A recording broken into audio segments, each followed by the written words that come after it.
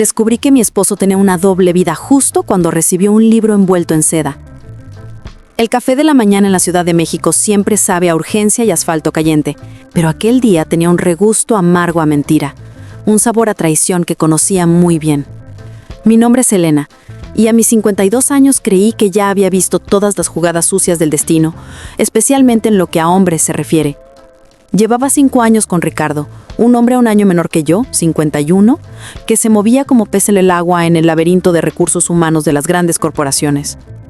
La traición tiene una firma silenciosa, no llega con un trueno, sino con una pequeña, insignificante caja que no debería estar allí. Y llegó. Era una tarde cualquiera. Ricardo estaba en su estudio, ese altar de la productividad y los horarios, cuando el repartidor tocó. Él abrió el paquete con esa indiferencia de quien recibe algo de la oficina. Un libro sobre cultura y una tarjeta de agradecimiento, elegantemente envueltos. «Oh, qué detalle tan bonito», dijo él, con esa sonrisa corporativa que usaba para las videollamadas. Lo recuerdo bien porque yo estaba allí, justo a su lado, oliendo al papel nuevo del regalo. El remitente era Renata. 30 años, o eso era lo que le calculé mentalmente a esa voz que según Ricardo era una colega de trabajo a la que él había estado mentorizando. ¿Renata? La primera vez que escuchaba ese nombre. En 5 años él me había hablado hasta de los problemas de tráfico de su contadora, me había contado de los ascensos de sus directores, de los dramas de sus mentoreados masculinos, a quienes veía regularmente en línea. Pero de esta mujer, nada, cero, un vacío total. Mi primera alarma sonó como una pequeña campana rota en la lejanía.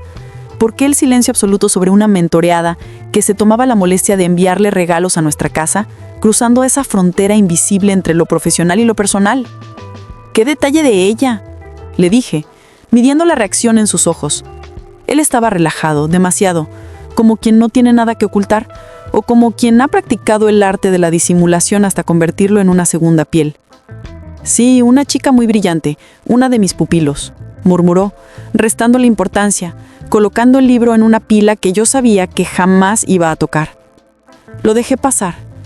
Me convencí de que eran mis viejos demonios, esa sombra de ansiedad que me persigue desde mi matrimonio anterior, marcado por una traición que me destrozó el alma y me enseñó a no confiar ni en mi propia sombra.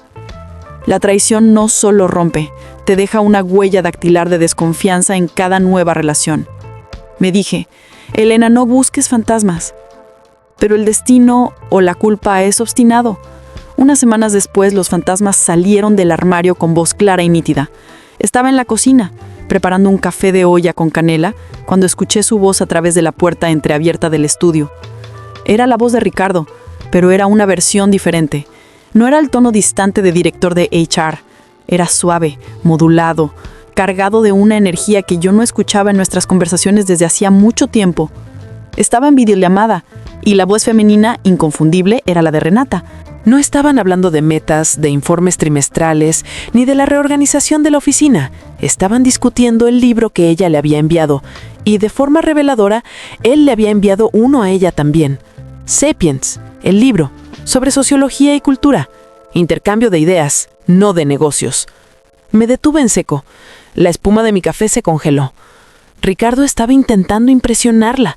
Pude sentirlo en la forma en que elegía cada palabra, en su risa ligeramente forzada, en el brillo intelectual que ponía en sus argumentos. No había coqueteo explícito, no había palabras prohibidas, pero la atmósfera era íntima, densa, como el vapor de un sauna emocional. Era una conversación que no correspondía al mentor con su pupila.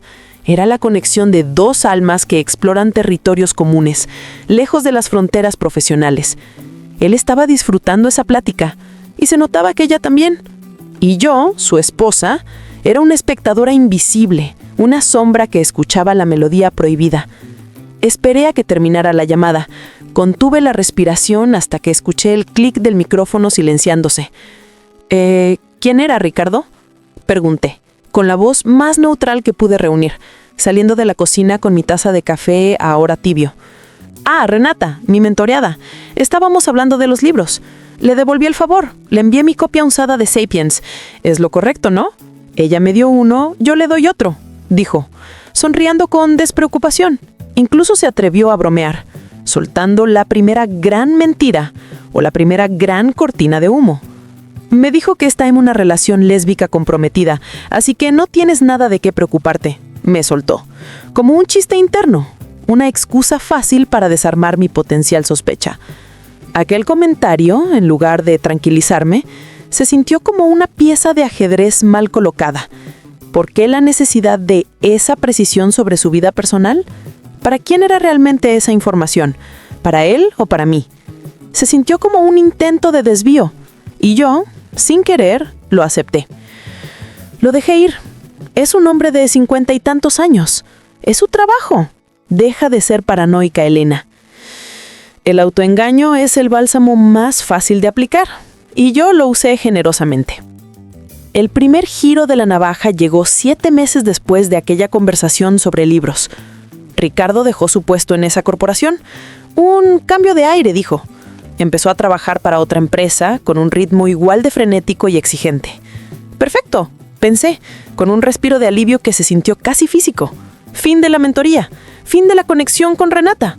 Si no trabajan juntos, si no tienen la obligación, esa relación profesional forzada se desvanecerá, se diluirá como azúcar en el agua.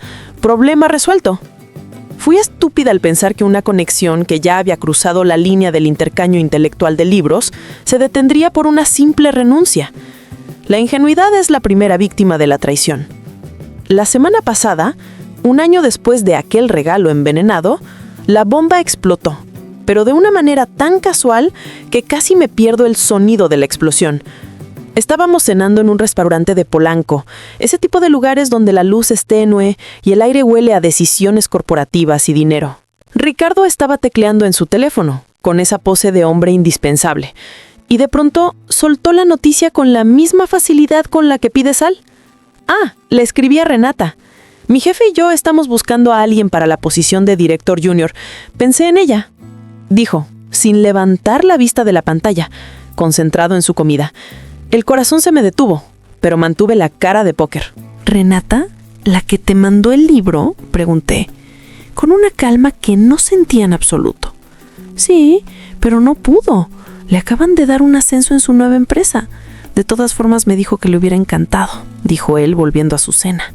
Y entonces soltó la frase que me heló la sangre, que hizo que mi vino se sintiera como ácido en el estómago. ¿Ah?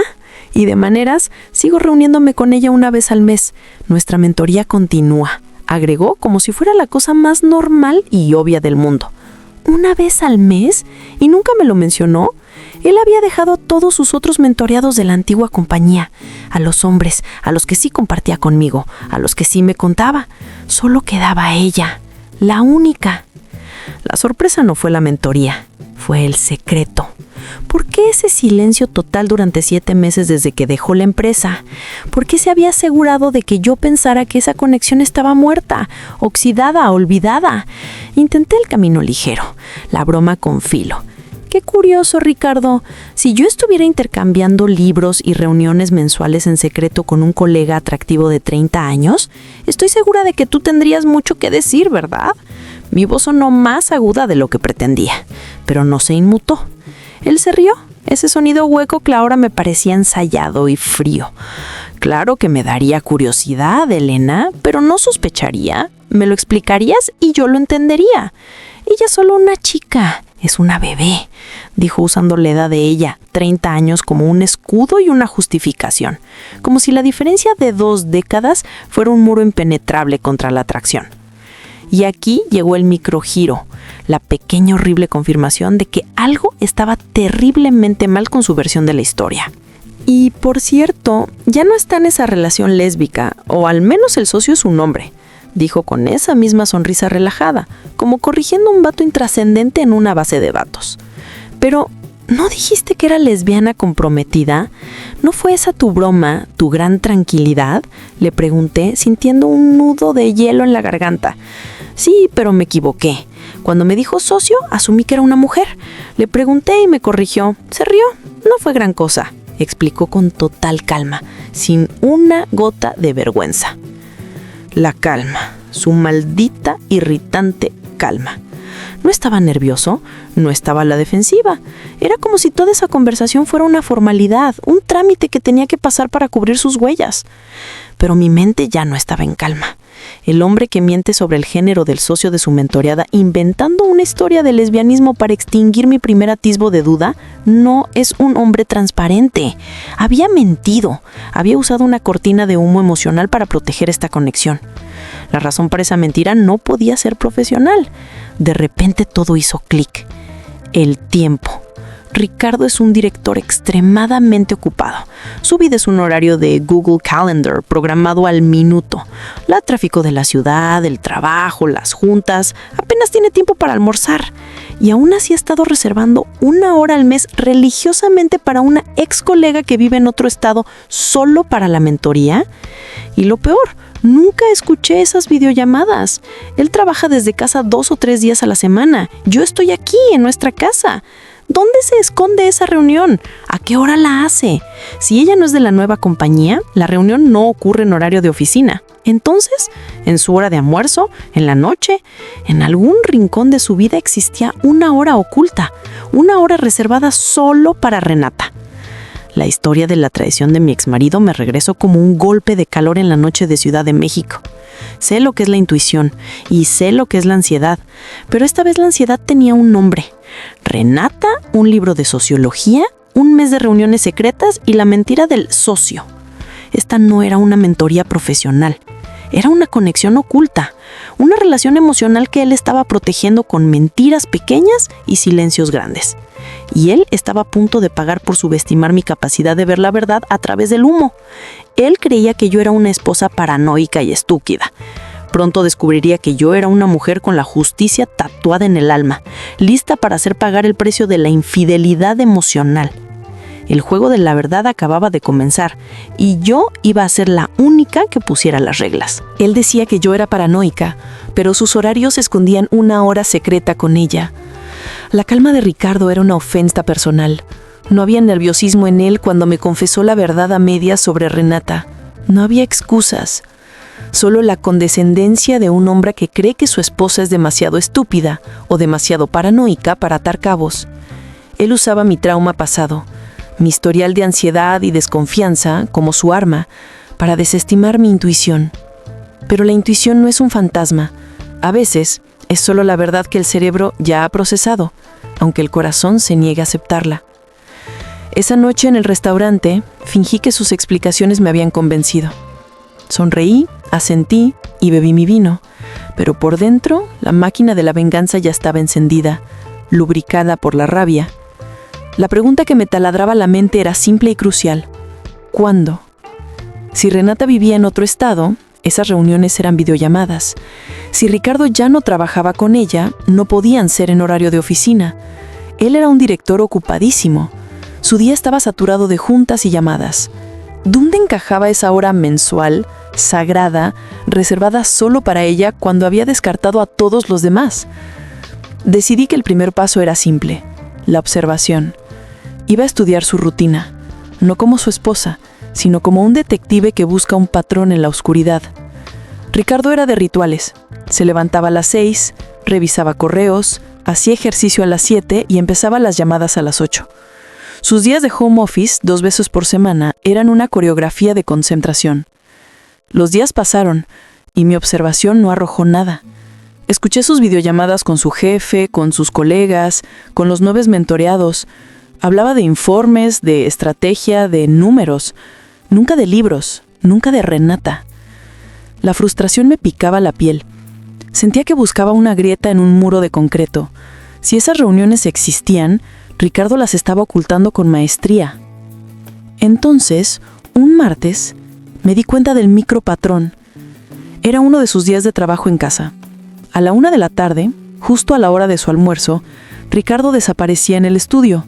Normalmente a esa hora, yo lo veía bajar, prepararse un sándwich rápido o calentar algo de la comida que dejaba la señora de la limpieza.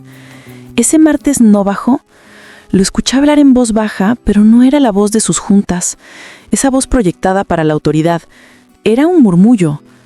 Me acerqué a la puerta, tan silenciosa como un lato. No era la conversación normal de una junta de trabajo. No había jerga corporativa. Pude distinguir fragmentos, aunque el audio estaba bajo.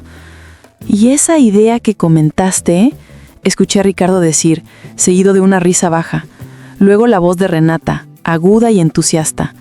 Sí, justo esa parte de la cultura me hizo pensar en lo que dijiste sobre... Estaban hablando de nuevo de los libros, de ideas, de filosofía. Una hora robada a su almuerzo, una hora que yo pensaba que usaba para respirar o para un descanso. Regresé a la cocina con el pulso acelerado. Así que ahí estaba la hora oculta, la hora de la comida, ese espacio entre el trabajo de la mañana y la tarde que él usaba para su escape emocional con Renata. Una vez al mes, ese ritual se convertía en su secreto. La rabia se transformó en una claridad fría.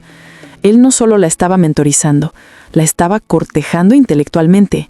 El intercambio de ideas profundas es mucho más peligroso que cualquier coqueteo tonto en la oficina, porque alimenta la conexión del alma. Es la forma más íntima de la infidelidad emocional. Y él la estaba cultivando justo enfrente de mí, a una puerta de distancia. Me propuse encontrar la fecha exacta de esa reunión mensual. Sabía que no ocurriría más de una vez, porque su horario no lo permitía. Marqué ese martes en mi calendario. La próxima debía ser en 3 o 4 semanas. Mientras tanto, mi estrategia debía cambiar. Ya no podía buscar solo. Necesitaba evidencia. Y para eso necesitaba entrar en su estudio. El estudio de Ricardo era su fortaleza. Cerraba la puerta, a menudo con llave, y mantenía su escritorio impecable. Lo único que me daba acceso era la limpieza que yo hacía una vez a la semana cuando él estaba en la oficina, pero nunca tocaba su computadora. El fin de semana, mientras Ricardo salía a jugar golf con sus socios, mi corazón golpeaba con la adrenalina de la espía. Fui directo al estudio. Todo estaba en su sitio. Me senté en su silla de cuero, encendí su computadora y esperé, rezando porque no hubiera cambiado la contraseña que usaba desde hacía años, el cumpleaños de nuestro primer viaje juntos. ¿Funcionó? La pantalla se iluminó. El escritorio de un director de HR es un campo minado de archivos. No iba a buscar correos. Eso sería obvio. Fui directo a la fuente de la verdad moderna, el historial de videollamadas. Revisé el historial de Zoom y Teams. La lista era interminable. Juntas de 8, juntas de 10, llamadas con Singapur a las 5 de la mañana. Pero la lista de contactos recientes de la plataforma de videollamadas no mentía. En la lista, justo después de Jefe, Martín, y VP Finanzas, Carlos, estaba Renata. Hice clic en su nombre. El registro de llamadas se desplegó. Claro, frío y brutal. 22 de noviembre, 1:15 p.m., 2:20 p.m. 25 de octubre, 1 p.m. a 2:05 p.m. 27 de septiembre, 1:10 p.m. a 2:15 p.m. 29 de agosto, 1:05 p.m. a 2:10 p.m. Y así hasta 1 año y medio hacia atrás, incluso después de que él dejara la empresa. 1 hora robada, siempre a la misma hora del almuerzo, el mismo patrón. La prueba irrefutable no de un desliz físico, sino de una relación emocional cultivada metódicamente. Salí del historial, sudando frío. La evidencia ya no era intuición, era un hecho. Él había mentido sobre la continuidad de la mentoría, la había ocultado, la había protegido con la excusa del socio lesbiano. Y todo ese tiempo, él estaba dando a ella algo que a mí me había negado, su atención total, su energía intelectual, su tiempo más preciado. No podía simplemente confrontarlo. La traición se paga con estrategia, no con un grito. Él iba a negarlo todo, a llamarme histérica y a borrar las huellas. Necesitaba más. Necesitaba saber qué la hacía tan especial. Encontré una carpeta en su escritorio que no tenía un nombre obvio. Proyectos 25, Proyectos 20. Dentro había documentos de trabajo, pero también una subcarpeta llamada R Confidencial. El corazón me dio un brinco. Abrí R Confidencial. No eran documentos de trabajo, eran notas. Notas largas, escritas por Ricardo con fecha reciente. Eran reflexiones sobre los libros que intercambiaban, ideas sobre el trabajo, planes de carrera para Renata, no para él. Pero al final encontré el golpe de gracia, la frase que me hizo sentir la náusea del desprecio. Era un borrador de un correo electrónico, sin enviar, guardado. El asunto era nuestra conexión. El cuerpo del correo, escrito en ese español formal pero cargado de subtexto, decía: Renata, admito que estas conversaciones mensuales son el punto alto de mi mes. La forma en que ves el mundo, tu energía, tu perspectiva. Me recuerdas a mí mismo cuando era joven, pero con una claridad que yo no tenía. Me has ayudado a redescubrir la pasión que creí perdida en la rutina. Y sí, el hecho de que nuestra conexión sea tan profunda fuera de lo profesional y que ambos entendamos que es un espacio de absoluta comprensión, lo hace aún más valioso. Cuídate mucho. Sigo pensando en esa idea que me diste sobre futuro. La palabra clave era comprensión. Él no me estaba dando comprensión, me estaba dando rutinas, facturas y silencios. A ella, la chica de 30 años que vivía en otro estado, le daba el alma intelectual que yo creía conocer. No había un te amo o un nos vemos en el hotel. No había nada sexual explícito, pero esto era peor. Era un afecto del alma, una dedicación emocional que destruía la base de nuestro matrimonio. Él estaba construyendo un futuro emocional con ella y lo llamaba mentoría. Llorar era inútil. Los ojos llorosos no ganan batallas. Cerré la computadora, borré la actividad reciente de la carpeta y salí del estudio con la cabeza fría. La rabia ahora era una estrategia. La próxima reunión de ellos era el martes siguiente. Una semana para preparar mi venganza. ¿Cómo podía hacerle pagar por este secreto, por esta mentira, por este insulto a mi inteligencia? No iba a romper un plato o a gritar. Mi venganza sería un golpe limpio, público y devastador para su imagen. El primer paso era simple. Tenía que conseguir el nombre completo de su jefe. El jefe, que según él, estaba tan interesado en contratar a Renata. El jefe de Ricardo, Martín, era un hombre de principios. O al menos eso me había dicho Ricardo. Iba a usar su propio negocio, su propia carrera, como arma. La venganza perfecta no es destruir a tu enemigo, sino hacer que se autodestruya con sus propias mentiras. Faltaban 6 días para el próximo martes a la 1 de la tarde. 6 días para que Ricardo tuviera su última reunión secreta con su musa antes de que su mundo se derrumbara. Mi venganza no fue un grito, fue un correo que destrozó su reputación en 1 minuto. 6 días. 6 días de calma tensa en nuestra casa de la Ciudad de México. Ricardo continuaba con su rutina, ajeno al cataclismo que se avecinaba. Lo veía prepararse el café, ir al gimnasio, asistir a sus interminables videollamadas, y me preguntaba cómo un hombre podía vivir una doble vida emocional con tanta normalidad. Yo era la esposa, la compañera de vida, pero él había elegido a una chica de 30 años que vivía en otro estado como su cómplice intelectual. Me había sustituido por una versión más joven y ambiciosa de sí mismo. Mi objetivo era claro: exponer la mentira de su conexión y golpear donde más le dolía, su reputación profesional, el cimiento de su ego y su seguridad financiera. Usé mi tiempo con precisión quirúrgica. Necesitaba el nombre de su jefe. Recordé que Ricardo, en un momento de vanidad, había dejado un documento en la impresora con el organigrama de su nueva empresa. Lo busqué y encontré el nombre: Martín Solís, vicepresidente senior. El martes llegó con un sol implacable, pero la temperatura de mi corazón era de hielo. El reloj avanzaba lentamente hacia la 1 de la tarde, la hora de su encuentro secreto. A las 12:45, Ricardo se levantó de la mesa, besó mi frente con esa costumbre distraída que me irritaba y se dirigió a su estudio. No me interrumpas, tengo una llamada importante con un ex colega, dijo, usando una nueva versión diluida de la verdad. Claro, mi amor, respondí, sonriendo con una dulzura venenosa. Será tu última llamada a escondidas, pensé. Entré en la cocina, pero en lugar de preparar el almuerzo, abrí mi vieja laptop. Mi plan no era un escándalo, sino una filtración estratégica. Abrí mi correo electrónico. El asunto del mensaje tenía que ser profesional y urgente. El destinatario era Martín Solís, su jefe. No iba a hablar de infidelidad, iba a hablar de ética corporativa y riesgo de talento. Escribí el correo en 1 minuto. Cada palabra era un puñal dirigido a la línea de flotación de su carrera. El mensaje era corto, frío y devastador. Estimado señor Solís, le escribo como esposa de Ricardo para alertarle sobre una situación que creo que representa un riesgo ético para su empresa. Ricardo ha estado manteniendo reuniones mensuales continuas con su ex mentoreada, Renata, durante más de 1 año y medio, incluso después de haber dejado la compañía, ocultando deliberadamente la continuidad de esta relación. La preocupación no es la mentoría, sino la evidencia de que Ricardo intentó, recientemente, contratar a Renata para un puesto en su equipo. Esta candidata ha recibido un trato preferencial y una dedicación de tiempo, 1 hora al mes religiosamente durante su horario de almuerzo, que excede con creces la norma profesional y que se ha mantenido en secreto para evitar la percepción de un conflicto de intereses.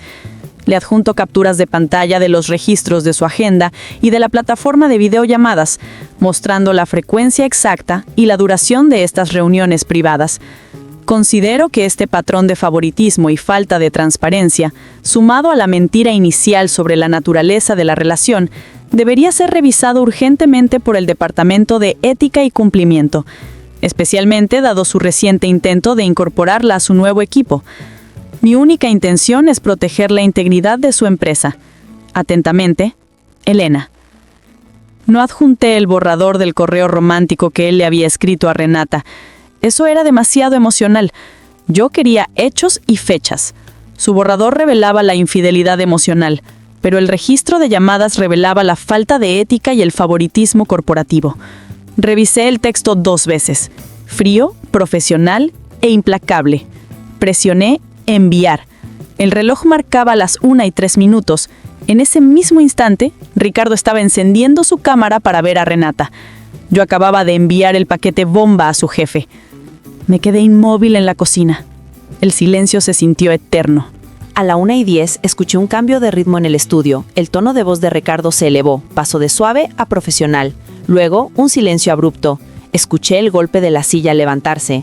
A la 1:15, un golpe seco en el pasillo, y la voz de Ricardo, cargada de una ira descontrolada. «Elena, ¿qué hiciste?»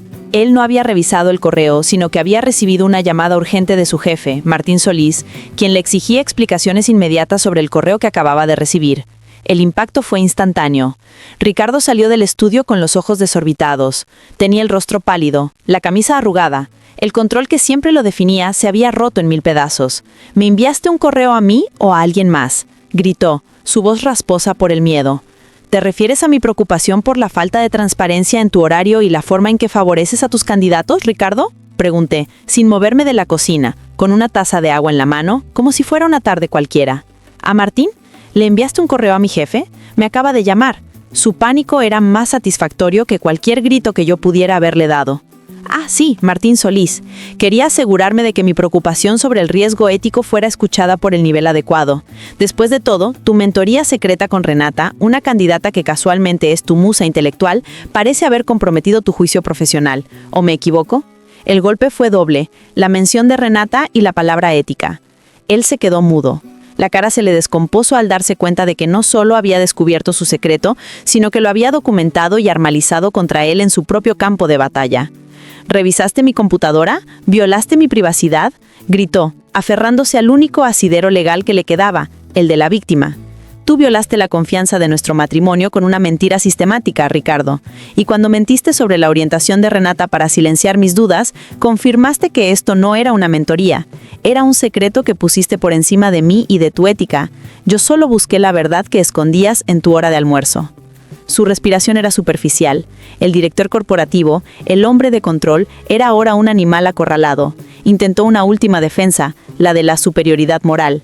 No hubo nada físico, es solo una amistad, una conexión de ideas. Y por eso me mentiste sobre la relación lésbica, ¿verdad? ¿Para proteger una amistad que era más importante que nuestra verdad? Tienes una vida paralela con ella, intercambiando ideas que te apasionan, mientras a mí me das el silencio y la rutina. El afecto del alma es la peor traición. Ahora tendrás que explicárselo a tu jefe. En ese momento, el teléfono de Ricardo vibró. Era un mensaje de Solís. Él lo leyó y su rostro se hundió aún más. Su jefe no quería una explicación. Quería una reunión virtual inmediata con el Departamento Legal y de Cumplimiento. La máquina corporativa ya estaba en marcha. Me van a investigar», susurró, con la voz rota. El miedo de perder su posición, su estatus, su vida entera, lo golpeó con la fuerza de un tsunami. «¿Y tú crees que me merezco una disculpa?», le pregunté, acercándome a él lentamente, hasta que la distancia entre nosotros se sintió como un abismo. Él no pudo responder. Solo se quedó ahí, atrapado en la hora oculta que yo acababa de exponer a la luz. Mi venganza no fue un plato que se sirviera frío. Fue un golpe preciso y rápido que hizo que él se enfrentara a la justicia emocional y profesional al mismo tiempo. No le grité, no lloré. Simplemente le mostré las consecuencias de sus propias elecciones. El silencio final fue total. Ricardo se retiró a su estudio para enfrentar el juicio que yo había orquestado. Yo me quedé en la cocina. El café, esta vez, sabía a victoria. El juego estaba terminado.